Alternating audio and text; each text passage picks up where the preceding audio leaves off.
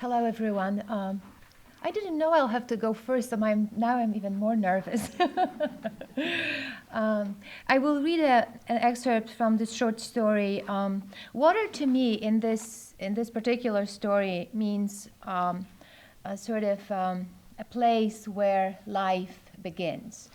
As we know, we need water to really create life, right, on this earth. So a dry seed will not open without a drop of water. And we all are created, right? The beginning of our life begins in a pure, crystal clear, private ocean that is also water, right? So, and in this particular story, Tahir, a character from Egypt, who is the main character in my novel, To Kill the Other also, he discovers at the age of 7 that he can create life, that he is responsible for creating his own life. And it happens at night when he goes to a special room of meetings where he discovers what life really is all about and how he can not only participate, but he can create it. So let's see what happened in the special room of meetings. So I will just read an excerpt since I have, I believe, 5 minutes to do this. So I'll start. The room was in a shape of a cylinder. Its obsidian floor was opaque and glistening. The ceiling was a canopy of brilliant stars. The high walls were covered with engravings and divided into 3 sections, equally tall and parallel to the floor. The lowest section was filled with the life of the ocean. Deep, dark bottom waters traveled up the several lines of light, where dozens of rays floated under the shimmering surface. Their flat bodies, culminating in a long, sharp arrow, twinkled with willow-green flash. Schools of dolphins, cutting the air with long arches, swam towards the crimson horizon. In the distance, blue whales spurted water into the sky, dispersing flocks of noisy seagulls, the ones that just a moment ago were diving in search of silver prey.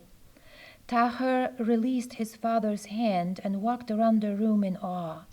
He studied every detail with amazement until he noticed the sharks. They didn't belong with rays or dolphins or the majestic whales. They didn't belong to the light under the surface. They belonged only to themselves. The sharks circled the waters restlessly while he waited, unable to take his eyes off them. They were silent, with multiple rows of white hooked teeth in their jaws and small black eyes, focused and determined in every movement. Tahir understood that the sharks were on a hunt. Soon the sharks streaked through the dark waters, ferociously striking, fast and nimble turns, snapping jaws. The water boiled, frothing with blood and pieces of white flesh as the heads of the prey fell to the bottom in a slow, fluid motion. Scavengers flashed into the image, rushing for the remains. And then it all disappeared in impenetrable darkness. Tahir looked at his father in relief, but only for a moment, because the sharks came back. He would always remember his heart sinking when he saw them return, as if he knew what was supposed to happen. All of it was surreal, while being the most vivid experience of his life. The sharks' dark and slender bodies emerged from the darkness unexpectedly, and with equal surprise headed towards the middle of the room. Tahir could not take his eyes off them, not for a second. As he watched them approach his face, he realized that he had gone from a spectator to a participant. He had become the target of their hunger. The shark circled his body many times, narrowing the distance until he was separated from his father. His heart pounded as he fell to his knees, with the only words he could remember. Allahu Akbar, Allahu Akbar. Tahir's voice was soft and quiet. The sharks revealed rows of teeth and came so close he could touch them. He smelled their nauseating breath, and in the very moment when all hope disappeared, he discovered his biggest strength. What happened?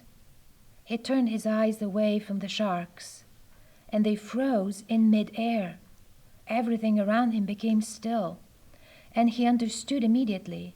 The pictures moved only when he looked at them. He breathed life into them, and they were alive only as long as his eyes were upon them. The only life they had was the one he could give them. Tahir felt strength come up from the floor through his legs and into his chest. His feet became light. His face turned up to the starry ceiling. He lifted both arms with open hands. I am, he screamed at the top of his lungs. Again, I am, in amazement, surprised by the words he had spoken. Near the top of the walls, flocks of birds awakened by Tahir raced towards the sky. Lone eagles and hawks from the forests and mountains, black clouds of ravens and crows on snowy plains, and thousands of sharp swallow and crimson cardinals. Tahir raised his arms gracefully, conducting the symphony of wings. Look, look, he called to his father. Look how high! Rainbows of enormous macaws drifted in the air like open umbrellas. Swoosh, swoosh, their wings cut the moist, hot air.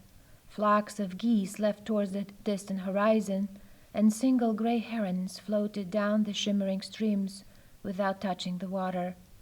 In the distance, slow flamingos lowered their heads above shallow waters, cobalt plates of darkening sky on the ground. Gigantic pictures on the walls brought to life by Tahir's gaze filled the room surrounding him and his father. The boy looked to the middle section of the wall, bringing to life herds of wild horses that charged forward in clouds of dust. He led them with his hands, calling them and making them run away, manes flowing in the wind. He made giraffes cast long shadows when they squinted their eyes. He brought their heads up, reaching for the highest branches of the smooth-trunked trees. He reached for the black mounds of hippopotamus in the muddy waters, soft white bears buried in the snowdrifts, and watchful penguins balancing precious eggs on their feet. He reached for gigantic deer antlers clashing with a low sound carried above the marshes, and herds of oxen, powerful in stillness. I'll stop here because I know that we have other people coming up. Thank you very much for listening. Thank you.